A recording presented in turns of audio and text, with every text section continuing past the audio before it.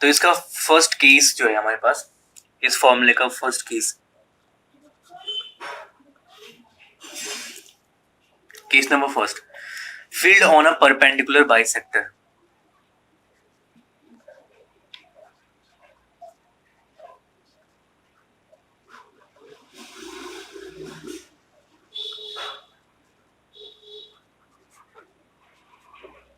Field on a perpendicular bisector. Perpendicular bisector का meaning ये है कि अगर आप सपोज मान लें, जो हमारे पास डायग्राम में एम एन डिस्टेंस थी उस वो है a, M N is equal to a, ठीक है, M N is equal to a and the point P is on its perpendicular bisector.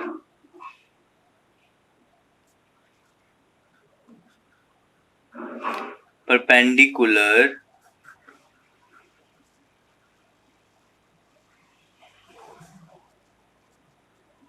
bisector. So OM, diagram में देखो OM क्या है,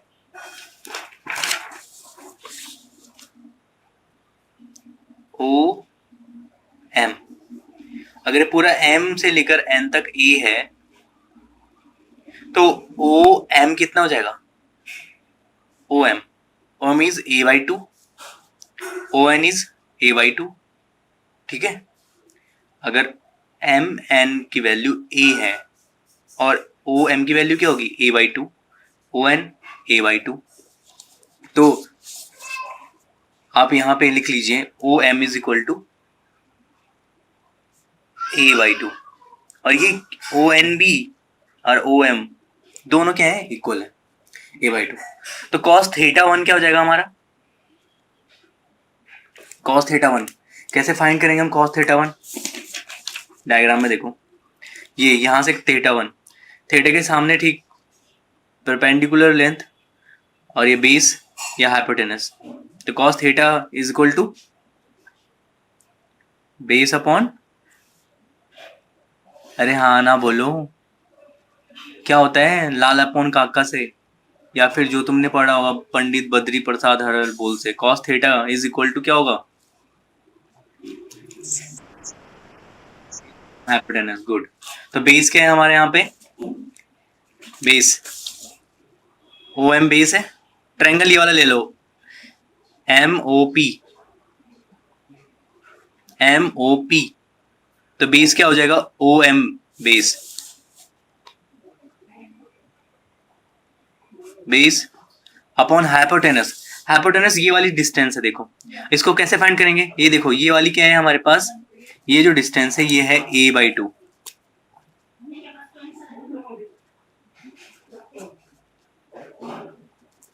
ये है A/2, और ये वाली कितनी लेंथ है, ये है D, ठीक। तो हाइपोटेनस क्या होता है, hypotenuse is equal to, according to Pythagoras theorem, Pythagoras theorems के अकॉर्डिंग क्या हो जाएगा, PM square is equal to क्या हो जाएगा, OM square plus OP square, हो जाएगा कि नहीं हो जाएगा, अरे हाँ ना बोलो। तो PM is equal to, OM की वैल्यू कितनी है, OM is A/2, A square upon 4 plus OP D is D square, PM square है तो ये अंडर रूट हो जाएगा, अरे हो जाएगा कि नहीं हो जाएगा, ये वाली डिस्टेंस नहीं आया, अरे नहीं आया, तुम लोगों को नहीं आया, अरे आया नहीं आया, आ गया, क्लियर हुआ। तो हाइपोटेनस आ गया हमारे पास under root a square upon 4 plus d square. तो इस वैल्यू को आप यहाँ पुट कर दीजिए, क्या आ जाएगा, under root a square by 4 plus d square. So 4 को अंडर रूट से कॉमन लेकर के थोड़ा सा अरेंज कर दीजिए, तो ये ऐसे हो जाएगा।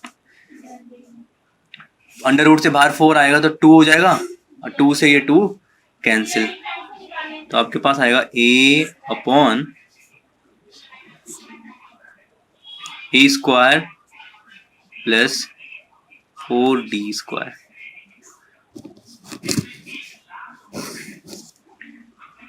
P M is equal to a square upon 2 plus, तो देखो जरा ये सॉल्व करके बिल्कुल अरेंज करके ये आ रहे हैं। अरे आया कि नहीं आया, अरे हाँ ना बोलो, हाँ ना बोलो, ठीक है। cos थीटा 2, cos थीटा 2 क्या है, cos थीटा 2 ये वाला एंगल है, ये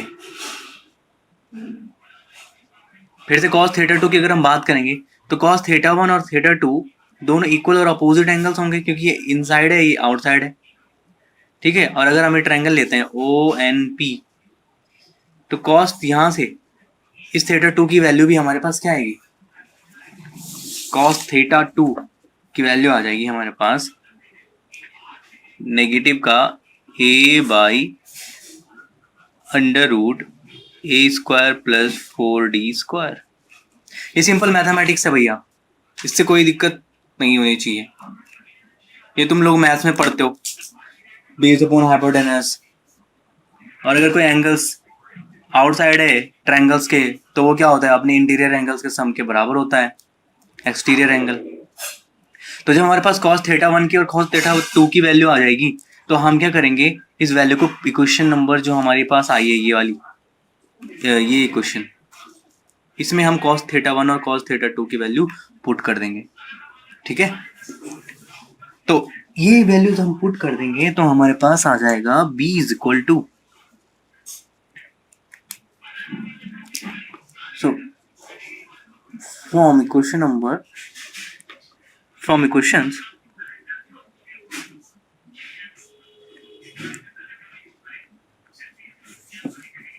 रमन तुम सही करो, थोड़ा सा देख लो, चेक करो, जो मैंने करा है वो सही है, दिस इज राइट। हम इक्वेशन देन बिकम्स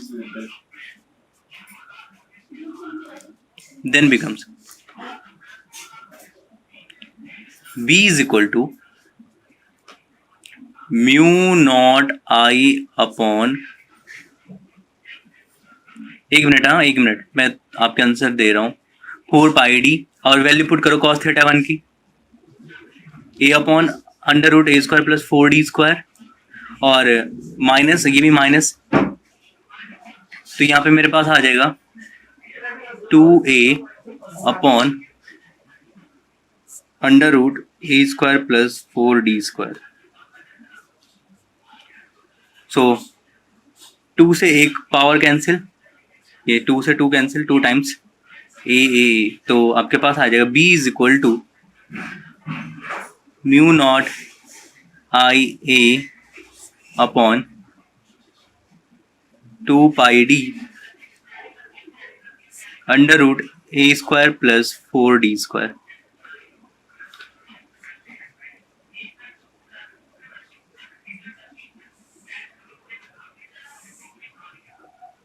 ठीक है, बाकी बच्चे नोट करो, और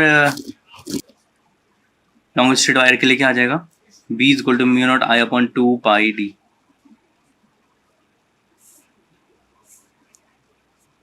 ये तो ये दो इंपॉर्टेंट केस थे इसके, एक था field on a perpendicular bisector और field due to a long straight wire.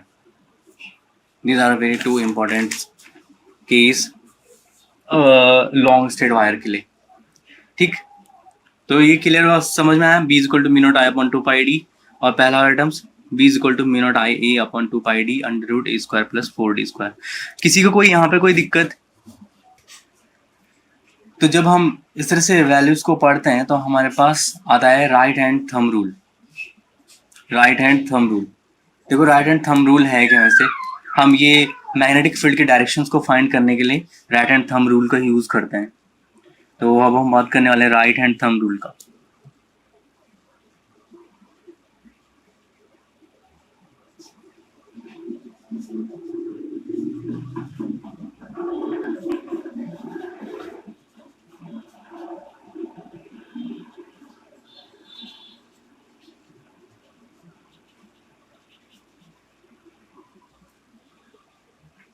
Right hand thumb rule के अकॉर्डिंग है क्या?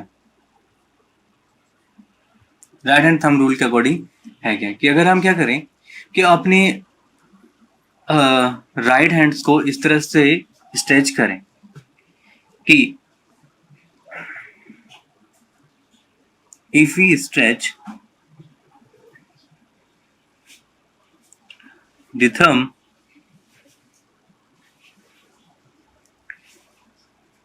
of the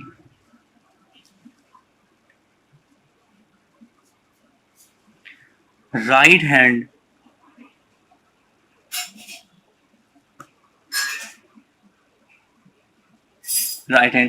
along the long current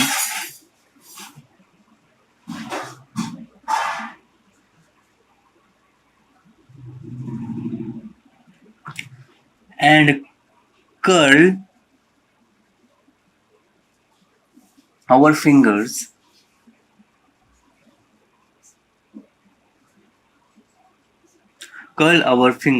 to pass through the point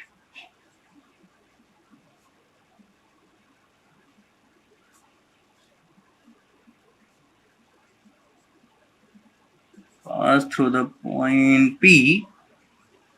The direction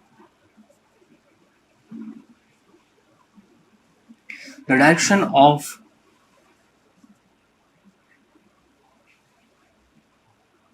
fingers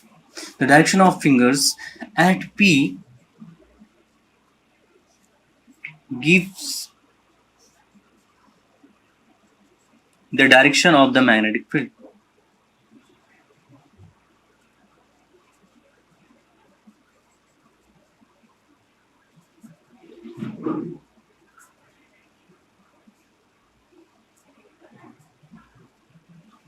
कैसे बात कर रहे हैं? ऐसे अगर हम अपने राइट हैंड के थंब को इस तरह से स्ट्रेच करते हैं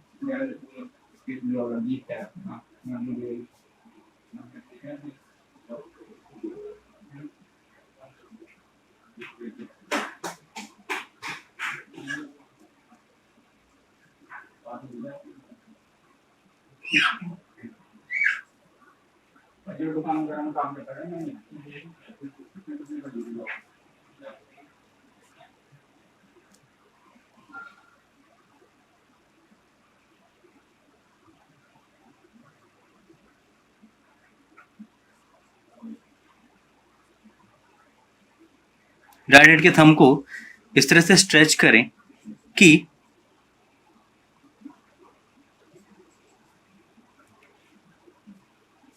तो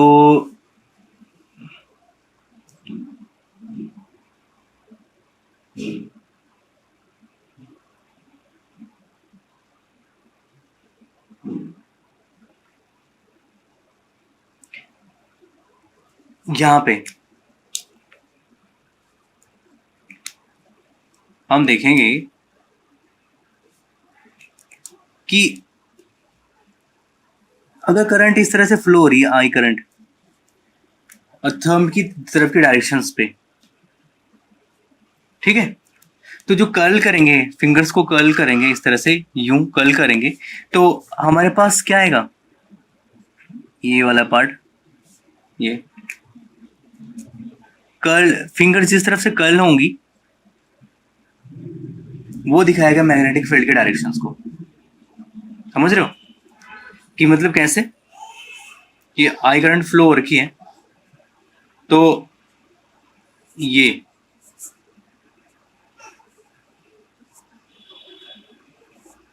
जो मैंने सर्कल बनाए हैं वैसे तो कॉन्सेंट्रिक होते हैं, तो ये मैग्नेटिक फील्ड के डायरेक्शन को शो कर रहे हैं। ये कर्ल को आप फिंगर्स को देखें, फिंगर्स जिस तरफ से कर्ल होंगी तो उस तरफ से क्या दिखाई देगा, मैग्नेटिक फील्ड के डायरेक्शन को शो करेगा। तो ये है यहाँ पे पॉइंट पी, ठीक है, ये है पॉइंट पी। और अगर हम बात करें कि इसमें मैग्नेटिक फील्ड कैसा होता है, हमेशा कोसेंट्रिक होता है, ठीक है, कोसेंट्रिक मतलब सर्कल्स बनते हैं तो हमेशा इक्वल सेंटर्स के होंगे, एक ही सेंटर होगा उनका। तो according to the magnetic field direction हम फाइंड करेंगे राइट हैंड थंब रूल से, ठीक है। कहीं पर भी अगर करंट फ्लो हो रही है, जैसे सपोज स्ट्रेट वायर में थी, तो करंट जहाँ से निकल रही है, ठीक है, कमिंग आउट द प्लेन, तो वहाँ पे डॉट, और अगर जहाँ तरफ जा रही है तो यहाँ जा रही है तो यहाँ क्रॉस साइन होगा। क्रॉस साइन मतलब कि ये अंदर की तरफ गोज इनटू द प्लेन। तो राइट हैंड थंब रूल थोड़ा सा समझ में आया, ठीक है। अरे हाँ ना बोलो, डायग्राम इतना ज़्यादा अच्छे खास नहीं बनाया, लेकिन अब बनाना, अब अच्छे से बनाना, ठीक है। एक क्वेश्चंस देखते हैं, एक numerical question. Two long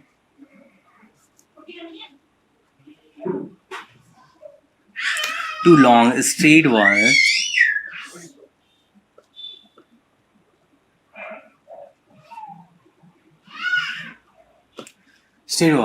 carrying electric currents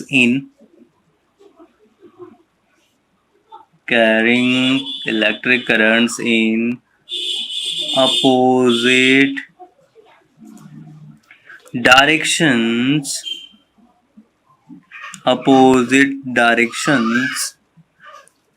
the separation between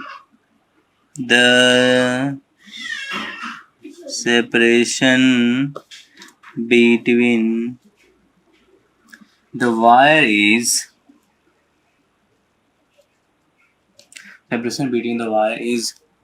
5.0 centimeter. Find the magnetic field.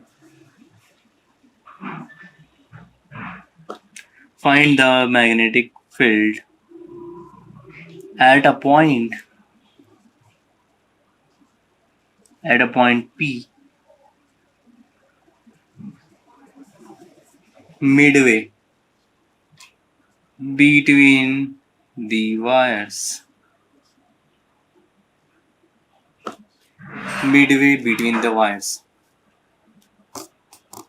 और आपके पास डायग्राम्स इस तरह से है कुछ, ये और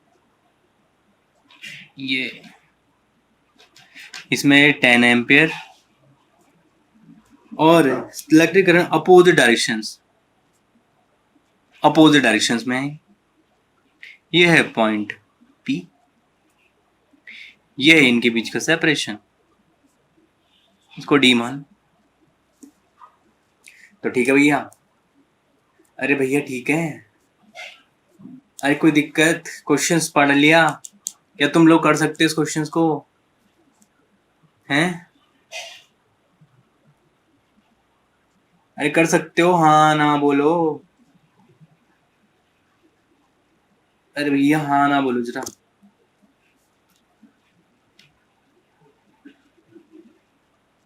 अरे हाँ ना बोलो, क्या करना है, फाइंड ही तो करना है मैग्नेटिक फील्ड इस पॉइंट P पे।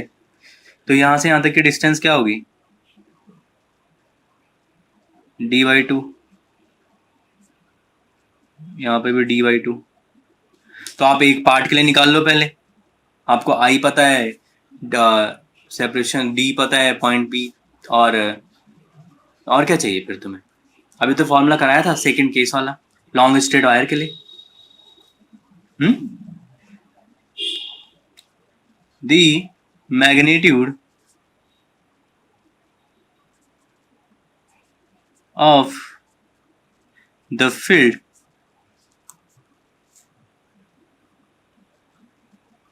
Due to each wire is, each wire के लिए क्या होगा? B is equal to mu not I upon 2 πd। अरे यही तो होता है लॉन्ग स्ट्रेट वायर के लिए। नहीं आया। अरे भैया लॉन्ग स्ट्रेट वायर के लिए ये आता है कि नहीं आता है? अरे अभी तो बताया था सेकंड केस में। अरे हाँ ना बोलो, अरे हाँ ना बोलो। हाँ तो बस वैल्यू पुट कर दो। म्यू नॉट अपॉन 2 π की वैल्यू क्या होगी? 2 इंटू 10⁻⁻⁷ टेस्ला मीटर पर इनवर्स, आई 10 एम्पियर, और डी ये तो म्यू नॉट अपॉन 2 पूरी वैल्यू है, ये म्यू नॉट अपॉन 2 π की पूरी वैल्यू। 4 π होता है ना, 4 π की वैल्यू होती है 10⁻⁷ पर, लेकिन म्यू नॉट अपॉन 2 π है तो 2 इंटू 10⁻⁷। और डी है 5.0 सेंटीमीटर, तो डी इस यहाँ तक कितना हो जाएगा? बस एक वायर के लिए, ईच वायर के लिए हो जाएगा 2.5 सेंटीमीटर। सेंटीमीटर है तो मीटर में चेंज कर दो, ये हो गया मीटर में चेंज। अरे कोई दिक्कत? अरे कोई दिक्कत है तो बताओ, नहीं है तो बताओ, सॉल्व करके फटाफट।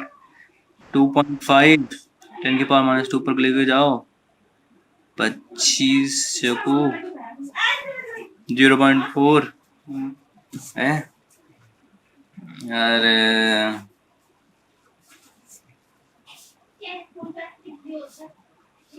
0.4 नहीं आएगा, 4 ही आएगा। ठीक है, 2.5 टाइम्स 4 और 10⁻⁻2 को प्लस 2, 4 2 जा 8, तो लगभग आया 80 इंटू 10⁻⁻6 टेस्ला। और 10⁻⁻6 को क्या लिख सकते हैं? B is equal to 80 micro tesla. अरे हो गया।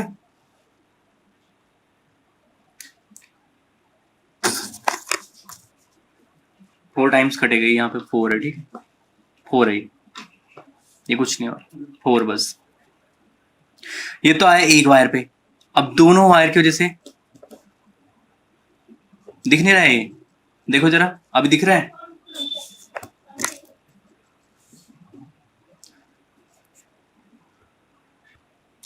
तो आ जाएगा the net field due to both the wires is at point P।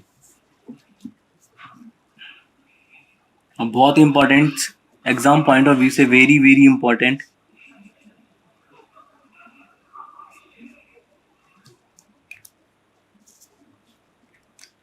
दो वायर थी और हमें दोनों वायर, एक वायर की वजह से तो 80 माइक्रो टेस्ला आ रहा था और दूसरी वायर की वजह से कितना आएगा? 80 माइक्रो टेस्ला। तो सम इसलिए 2 मल्टीप्लाई करा।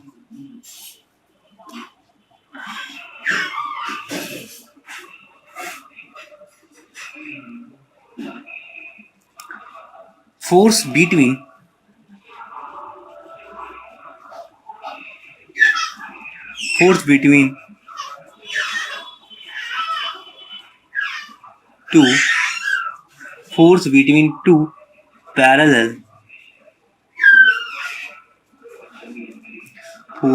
two parallel currents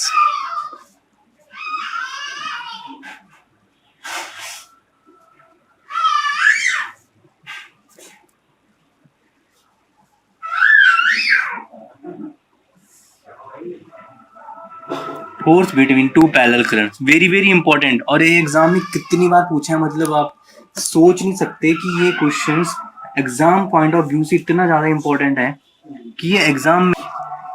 तो क्या लिया हमने दो वायर ले ली, ये दो वायर क्या है W1 और W2 हैं।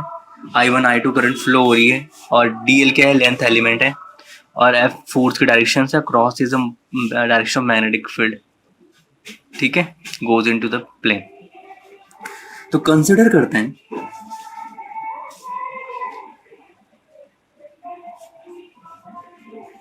consider two consider two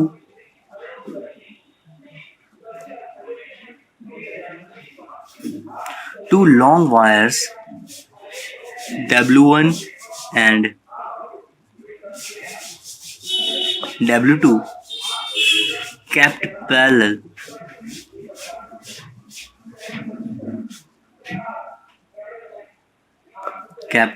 parallel to each other,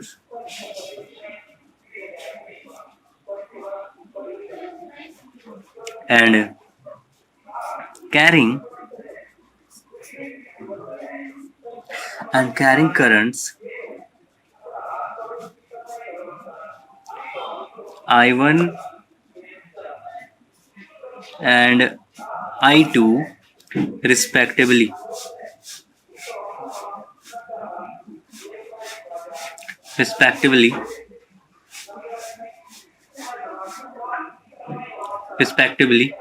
In the same direction. दोनों करंट्स पैरेलल, दोनों वायर पैरेलल हैं, और ये करंट्स क्या हैं, सेम डायरेक्शंस में, I1 और I2 सेम डायरेक्शंस में, और इनके बीच का सेपरेशन क्या है, D, and the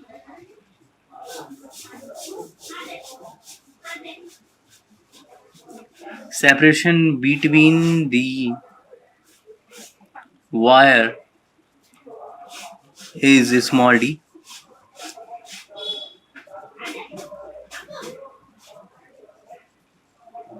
Consider a small element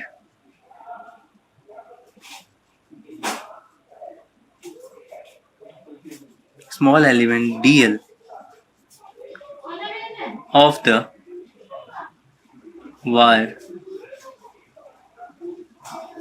W2. The magnitude of magnetic field and the magnetic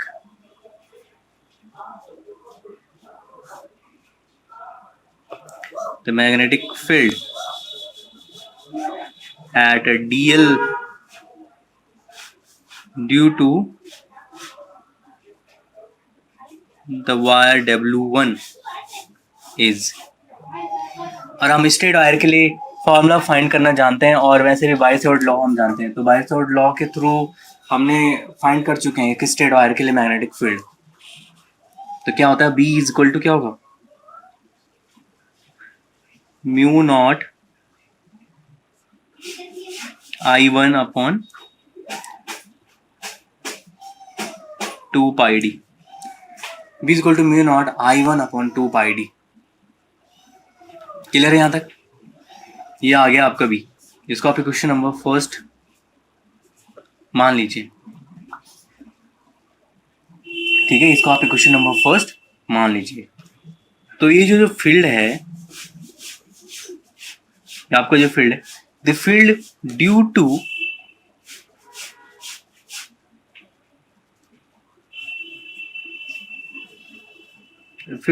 to position of the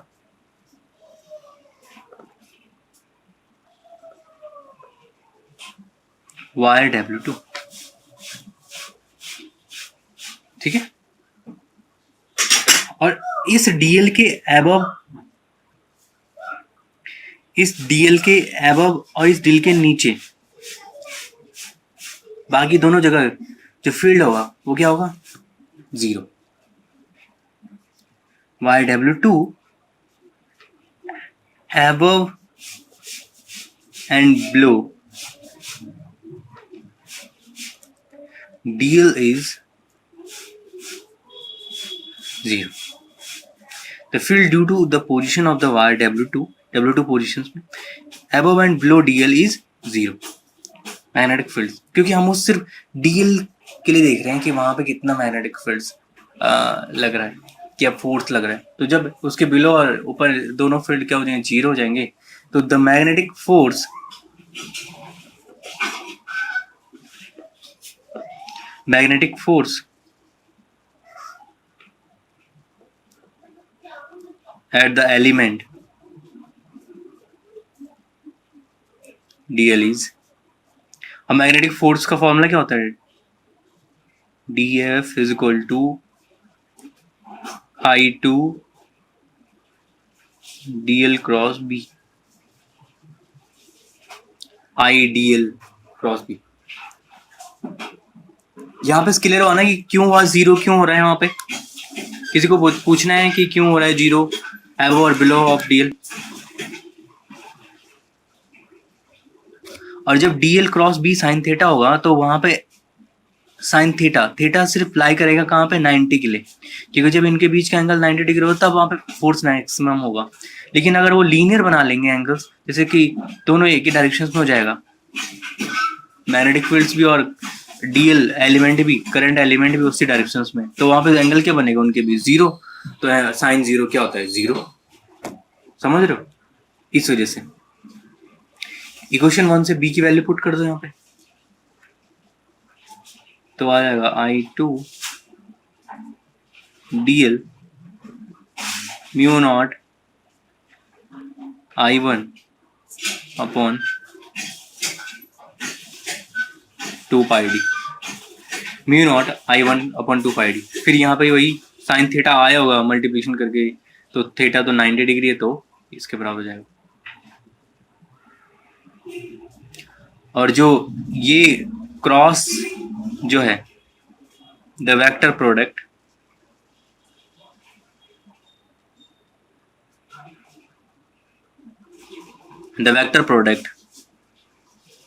dl cross b has a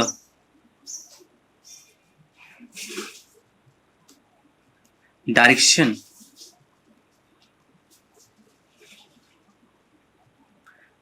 towards the wire W1। तो df की value ये आई, I2 dl mu not I1 upon 2 pi D. जब आपके पास force इतना आ जाता है तो हम देखेंगे इसमें कि दोनों जो वायर हैं वो कैसी हैं? पैरेलल हैं। दोनों वायर कैसी हैं? पैरेलल हैं। करंट कैसी है? सेम है। तो जब भी दो पैरेलल वायर्स हों और उनमें क्या हो? पैरेलल करंट हो, तो वो वायर्स एक दूसरे को क्या करती हैं? अट्रैक्ट करती हैं। ये इंपॉर्टेंट पॉइंट है। दो पैरेलल वायर्स हैं, उनमें पैरेलल करंट हो और वो एक दूसरे को क्या करेंगी? अट्रैक्ट करेंगी। लेकिन अगर एंटी पैरेलल करंट्स हो, एक करंट इधर जा रही है, एक करंट इधर जा रही है, तो वो एक दूसरे को रिपल करेंगी।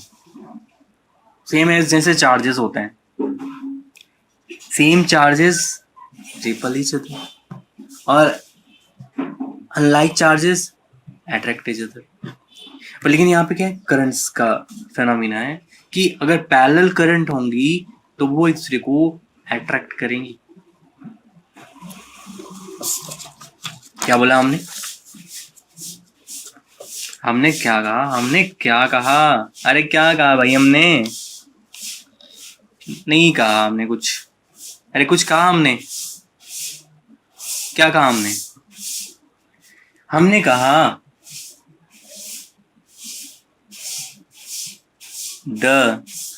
हाँ एक minute, the length dl of wire W2 is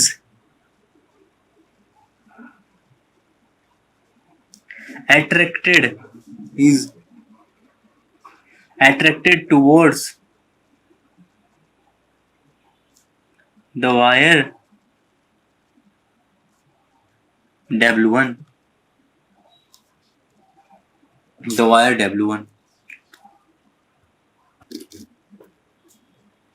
तो ठीक है भैया। Parallel currents attract and anti parallel currents repel. So consider two parallel wires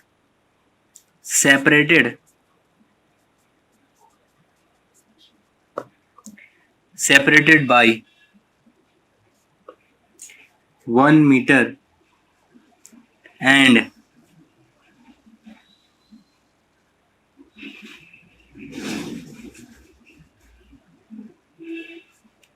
carrying a current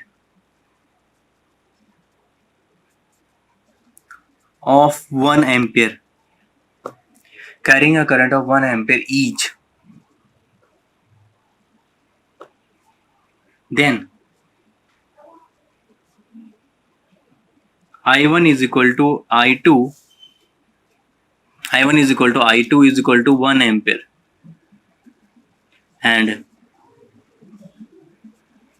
D is equal to 1 meter. So that equation form, that from equation,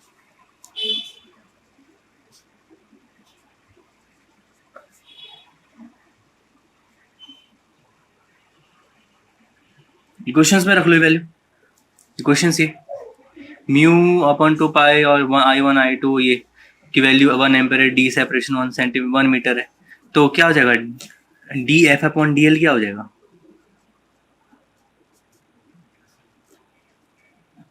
ये हो जाएगा 2 into 10⁻⁻⁷ ना, Newton पर metre inverse.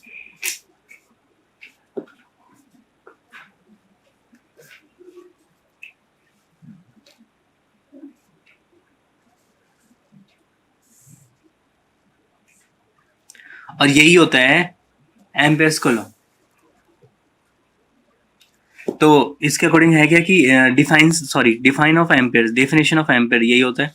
तो ये इसके according है क्या कि this is used formally define the unit Ampere's of electric current. So if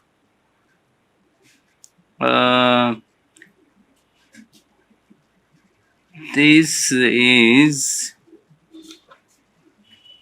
used to formally, किसको डिफाइन करने के लिए, एम्पेयर्स की डेफिनेशन फाइंड करने के लिए, this is used to formally define the unit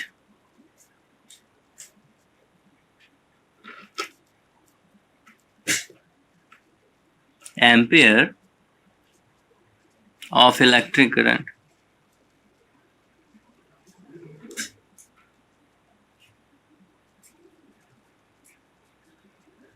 ampere of electric current, ampere of electric current को define करता है।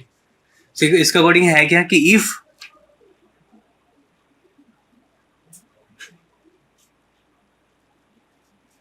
ध्यान से लिखना, if two parallel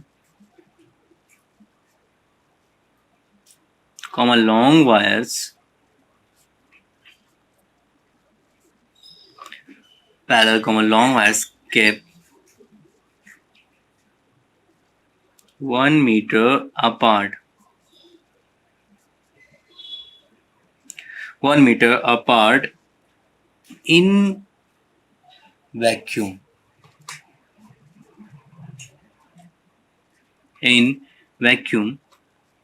or carry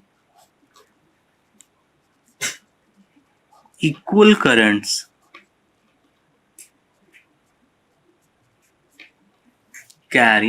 currents in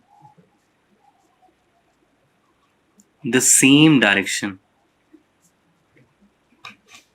in the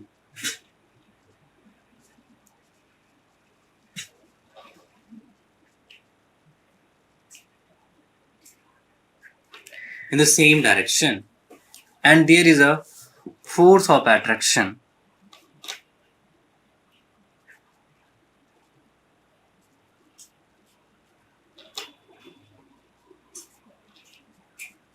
there is a force of attraction of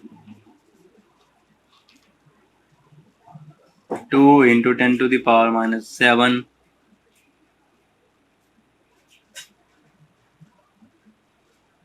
Newton per meter of each wire.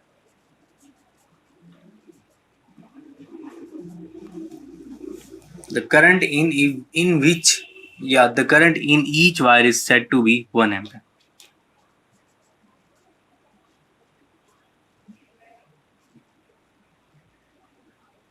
The current, तो ये लिख लिया, यहां तक लिख लिया।